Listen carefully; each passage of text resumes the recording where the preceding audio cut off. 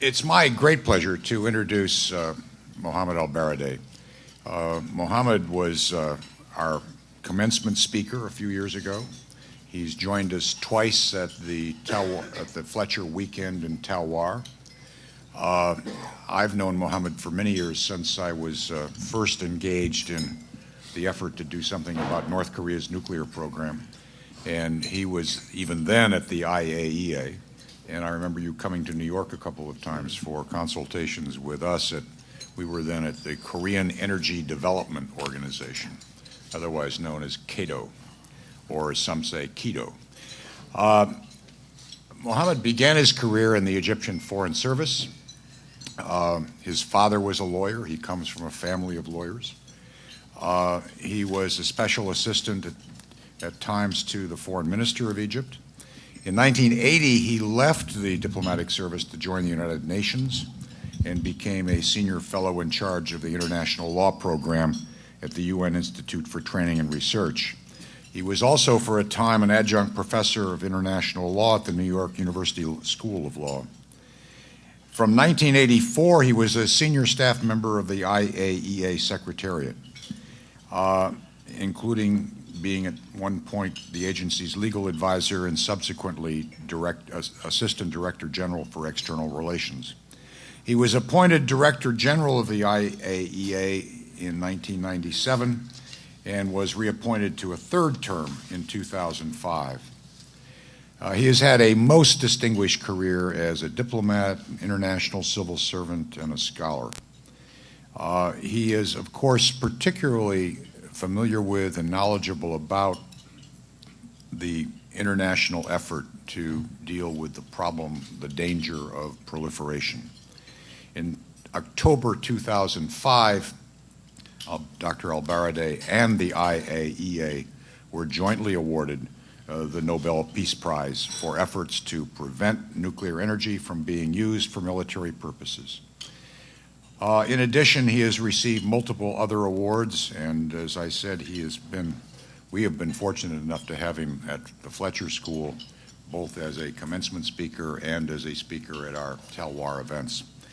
What we thought we would do this afternoon, Mohamed, actually this is his suggestion and I endorse it heartily, that rather than subjecting him to the experience of giving another speech, he's going to say a few words, and then he and I are going to have a bit of a conversation, a dialogue about various aspects of the issue of nuclear proliferation and the struggle to deal with the threat.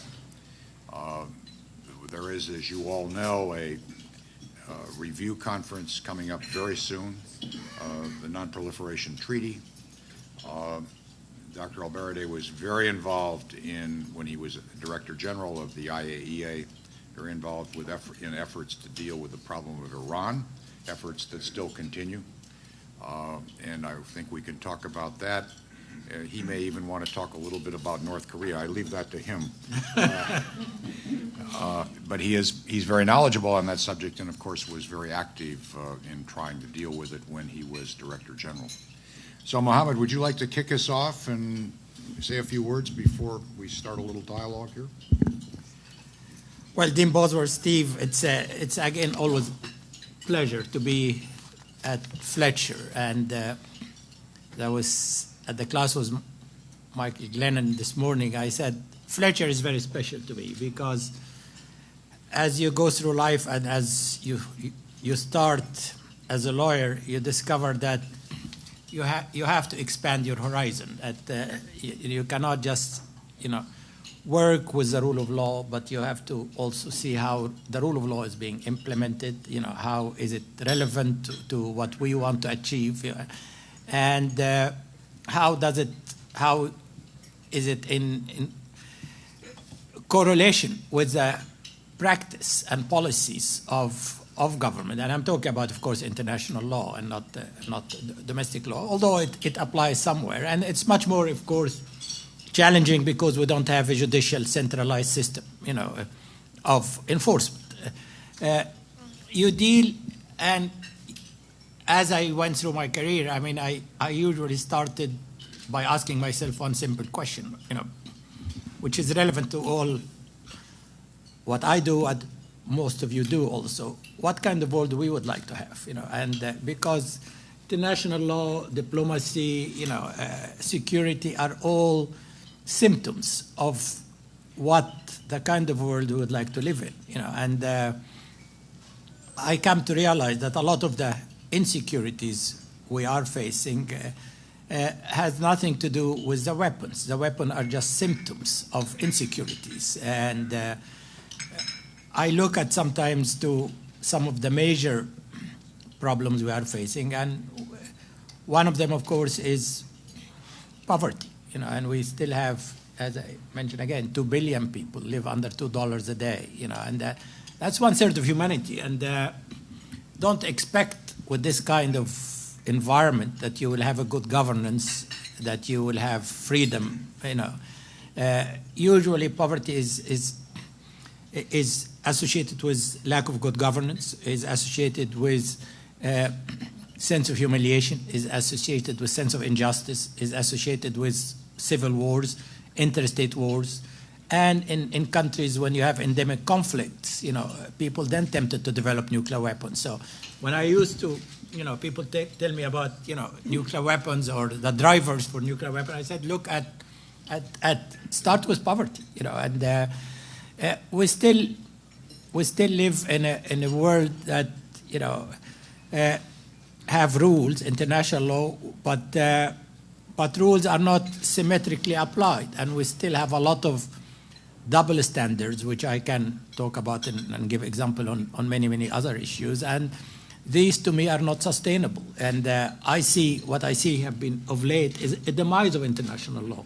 I mean, when I started my career, at the UN in the 60s, and you hear Edlai Stevenson and talking about, at the Security Council, people were taking international law seriously and talking negotiation seriously. And a lot of that has changed. And we still, do not have the same respect for the sanctity of human life, and a lot of that has to do with the big picture of, do we want to live as one human family and understand that almost all our problems, whether it's arms control, whether it's communicable diseases, whether it's trade, whether climate change, no one country is going to be able to solve it in its own. And multilateralism means that we have to have equitable and fair rules. And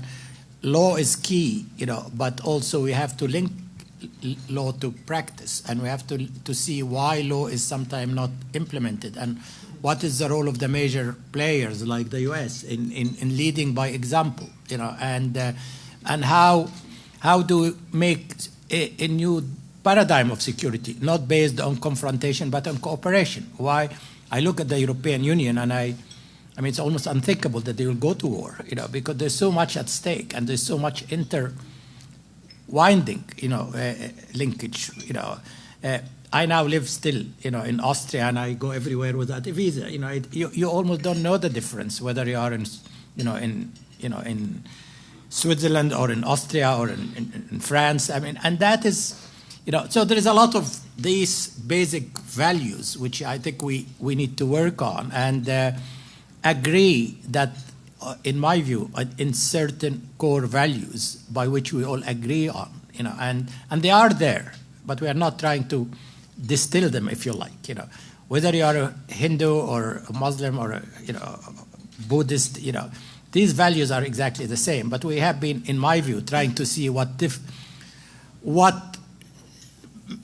makes us different from each other, rather than focus on what we share together, and dealing also with the symptom rather with the root causes, because it's easier and politically convenient. I deal with what is going to give me the votes in the next election, rather than addressing the root causes, which is, of course, long term.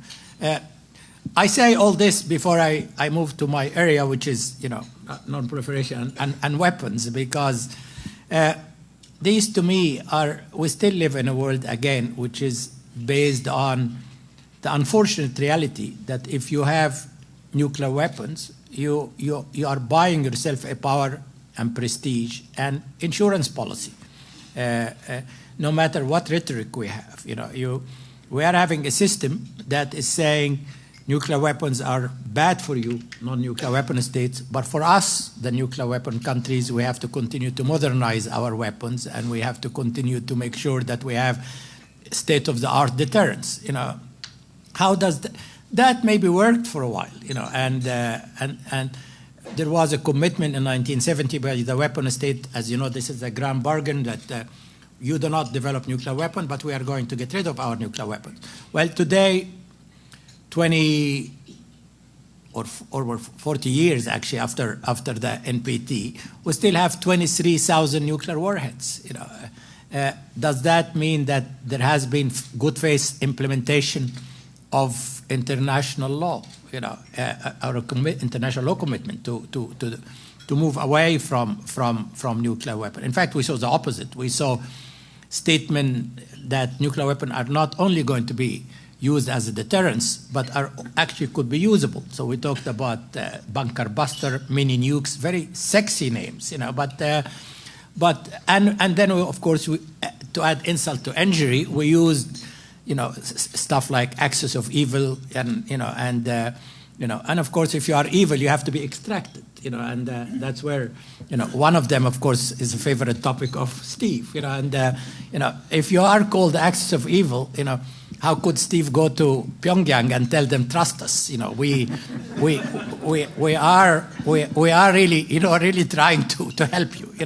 So we have lots of stuff has not gone the way it should have been, but the world also in the last, I would say, 10, 20 years has changed quite dramatically, and we cannot, I believe, have that system as sustainable. One is that the technology is out of the tube. The fact that you can use arms control to stop the proliferation of weapon components, knowledge, what have you, is completely out of the tube. A second phenomenon, that has been highlighted if you like, by Iran, but it goes much beyond Iran, that I don't really need to develop nuclear weapon. It's much kosher to continue, to be part of the NPT and call myself a non-nuclear weapon state, but sit on the know-how, develop an enrichment capability or reprocessing capability. In other words, have the material, which is a key to develop a nuclear weapon, but stop short there, and maybe, God knows, you develop some studies on weaponization and what have you. And that came to be highlighted by Iran, but it's not only Iran. I mean, you have Brazil, you have South Africa now going back to enrichment, and you have Japan, who's sitting on tons of plutonium. I mean, this is a new phenomenon, which I call them, I don't have exact name to call, I call them capable weapons, nuclear weapons state, virtual nuclear weapons state, but they are there. And Kennedy's prediction that we might have 15, 20 nuclear weapon states might end up having 20, but not necessarily all overt weapon state, but if you like, covert nuclear or capable nuclear weapon state, which is as bad to me as anything, because the more you have this kind of situation, and we know security perception changes very fast, that I would not exclude that any of these countries in few weeks develop nuclear weapons. Then the worst nightmare of all is the phenomenon called nuclear terrorism, that we have come to realize that extremist groups are interested in acquiring nuclear weapons. We have seen that in Afghanistan. They have looked at it. We have seen also how sophisticated they are, and that is the worst nightmare of all, because the whole concept of deterrence, does not apply. It's totally irrelevant to them. If they have them, they will use them. This is their whole ideology, and I think that's what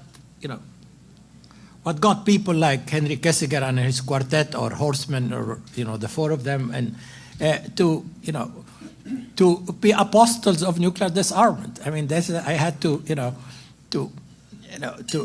really try to contend with that reality. These are people who came from the heart of the Cold War. That's right. Kissinger, Schultz, Bill Perry, and Sam Nunn. They are all the most experts on managing, nuclear weapons and, the arsenals. And they are, I think they're all coming not of a sense of idealism, but a sense of realization that the system as it is today is not sustainable, and particularly because of the possibility of an extremist group acquiring nuclear weapons.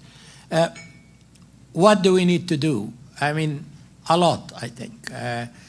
The most important is that the weapon states, primarily Russia and the US, need to lead by example, and basically, I mean, finally we got a president who is saying that, I am looking for a world free from nuclear weapons, and that,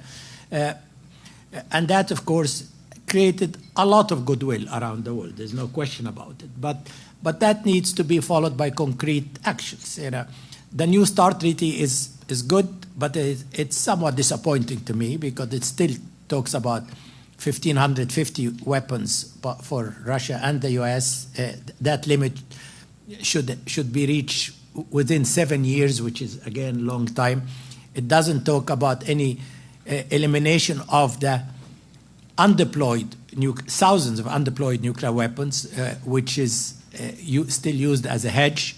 The Cold War status alert by which weapons are deployed vis-a-vis the Russia, and vice versa, have not changed, and some none who will tell you that is insane, because it doesn't give the people, humans, the ability to react. It's like half an hour and an hour before you can react to what could be if a system failure, for example. So you need to get our friend in the Senate to ratify the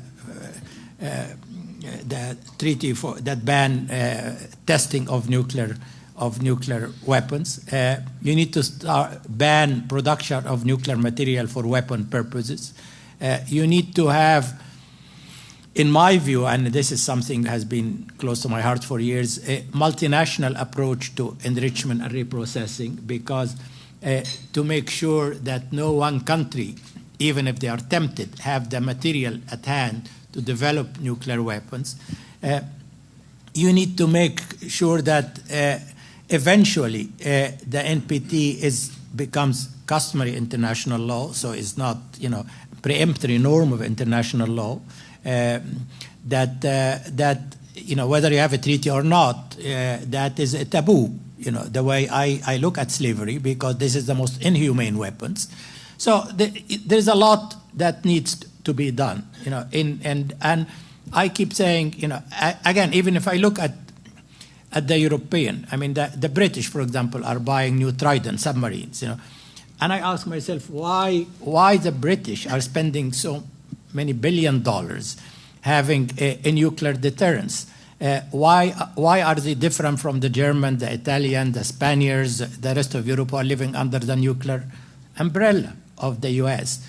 The message they are sending, if we have nuclear weapons, it's a prestige, and that is a message is clearly understood by everybody.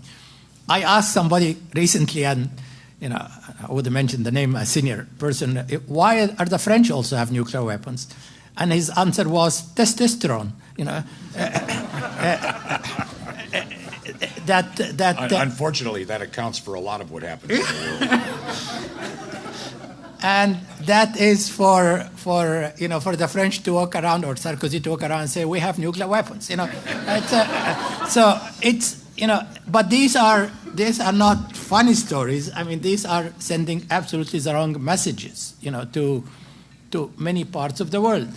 I compared this at my class today, the different treatment between Iraq and North Korea. Iraq was completely pulverized. Kim Jong-il, as a great Democrat, was told, let us sit around a negotiating table. Let us see how we can find a peaceful solution. What is the difference? The difference is North Korea has nuclear weapons. So these are all the wrong messages we are sending. Do as I say and not as I do. And unless we change all this, unless we really get serious, as you call it, I don't think we are on the right track. Well, there is some effort to change some of this. I'd be interested in your comments on the administration's recently concluded nuclear posture review. Is that strike a better tone for some of the things that you're talking about, some of the things that we want to see happen in the NPT review that's coming up? It's somewhat better than, of course, the previous review, but it really didn't go far enough, Steve. Again, it talks about that we will not use nuclear weapon unless against a non-nuclear weapon state unless associated with a weapon state. Well, that at least limit that possibility of using nuclear weapon. But mind you, this is not a legal obligation, and is that enough for a country to rely on? Because in NPR you said, I'm not going to use nuclear weapons. We know in reality that if the security situation change, things will change. It also talks about not axis of evil, but outliers, which is a slightly better, a slightly better description. But again, if you are one of the outliers, how secure do you feel about that? So I would think it's better, but it did not go far enough, and you will continue to have, at the NPT conference, which is which is a 5-year review, of the treaty, is a better atmosphere. Of course, last one was a disaster because the Bush administration refused even to accept the commitment it was made in 2000, and 2005 said they no longer valid, and the conference ended into a disaster. I think that conference might be better, but I don't pay, with due respect, much attention to the review conferences because the test is whether we can agree on a piece of paper, a document saying we are all working together to strengthen the system, but the test for me is how much that affect in reality the way we operate, the way we think, the way we behave, and another issue also which I should mention is IA authority to verify. I mean, we have very limited authority. I mean, after Iraq 1991, when we discovered that we missed a complete clandestine nuclear program in Iraq because of lack of authority to go places, we developed something called additional protocol, which gives us more authority and more, to go places, get information.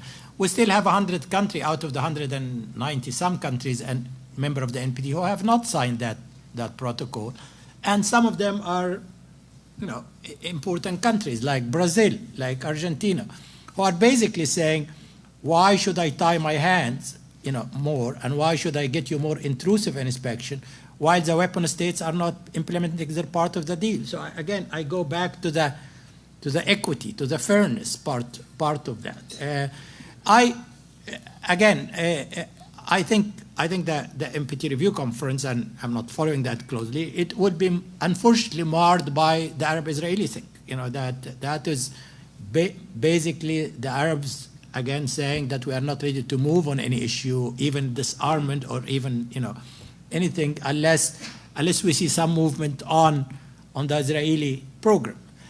Unfortunately, that's not going to happen at the NPT review conference. That's not the place for it, because that's a very much a regional issue, and we know that is only going to happen in the context of peace and security in the Middle East.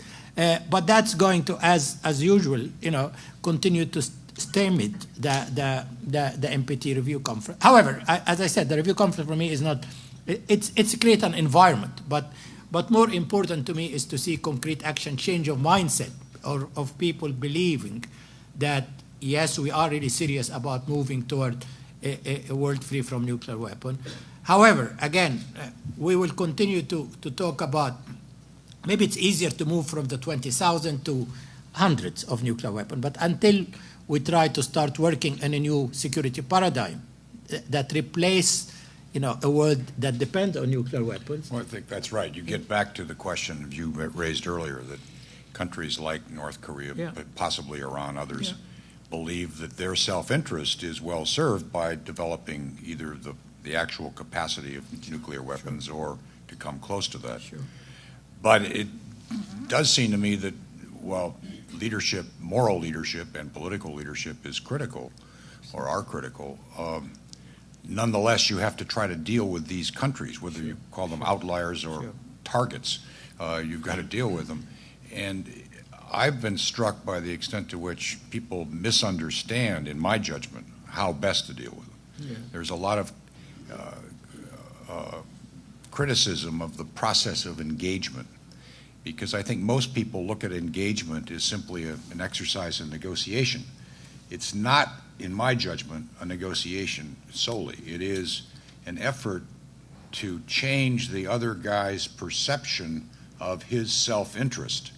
And until Iran changes its perception of self-interest, until North Korea does the same, I think the possibility of blunting their aspirations for nuclear capability is very limited. And how you do that, I think, is different in each case. In some cases, the kinds of problems that you point to, alleviation of poverty and changing the context within which we're talking about all these things, is obviously important. Well, fortunately, I agree just about with everything Steve says anytime, but and there is a lot there, to comment on. One is that we have to understand that, whether you are axis of evil or outlier, regime survival is supreme, and there is a certain rationality anywhere in about how to go, about regime survival, and that we have to understand that, and they will do everything to ensure the survival of the regime and consolidate their interest. Secondly, I see absolutely no prospect of progress on any of these issues unless you continue dialogue, and dialogue as defined by Steve. The idea of the Bush administration that negotiation is a reward of good behavior and not as a way to change behavior, unfortunately has led to a much worse behavior in both Iran and North Korea. When negotiation was going on with North Korea did not have nuclear weapons. They just had spent fuel under IAEA verification. When Iran was told, we do not want to negotiate with you at all, despite the fact, and I can talk with that, despite the fact for a number of overtures on the part of Iran, to engage, there was no readiness at all to engage with Iran. Unless you engage, but engaging in the meaning of addressing their concern, whether they are serious or perceptions. I remember once in North Korea, I think in 1992, I have to be subjected to like an hour monologue from their foreign minister about how much the U.S. is after North Korea since 1850.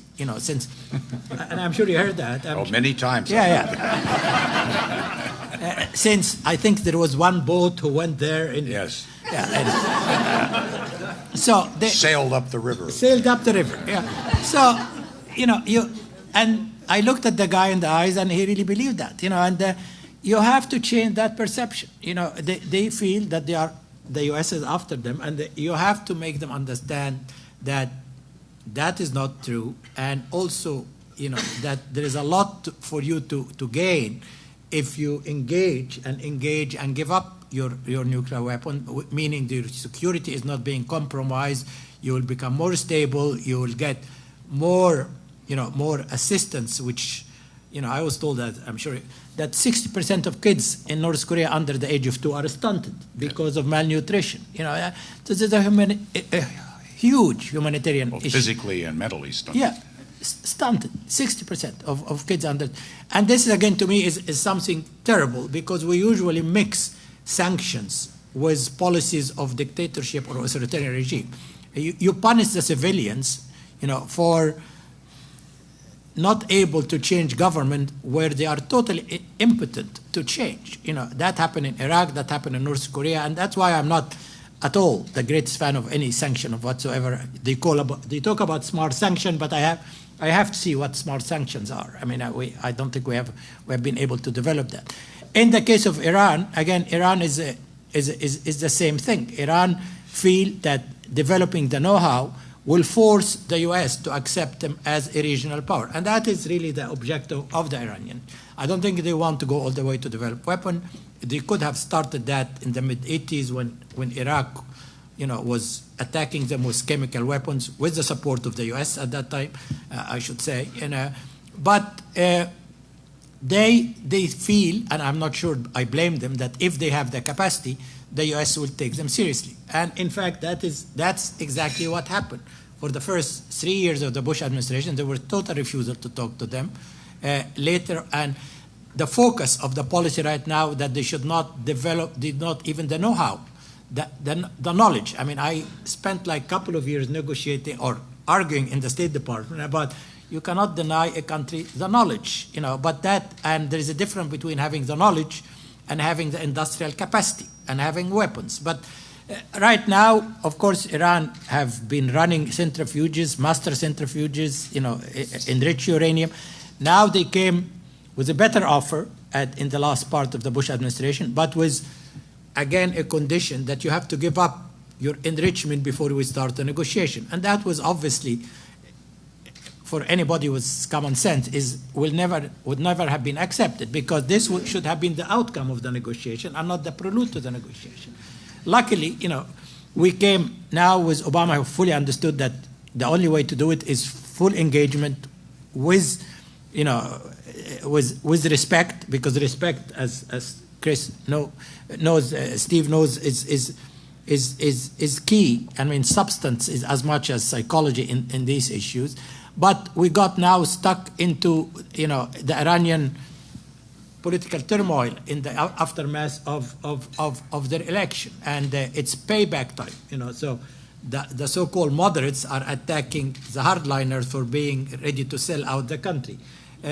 However, anyway, I still think there is a possibility for a breakthrough with Iran, but that's something I can talk about later.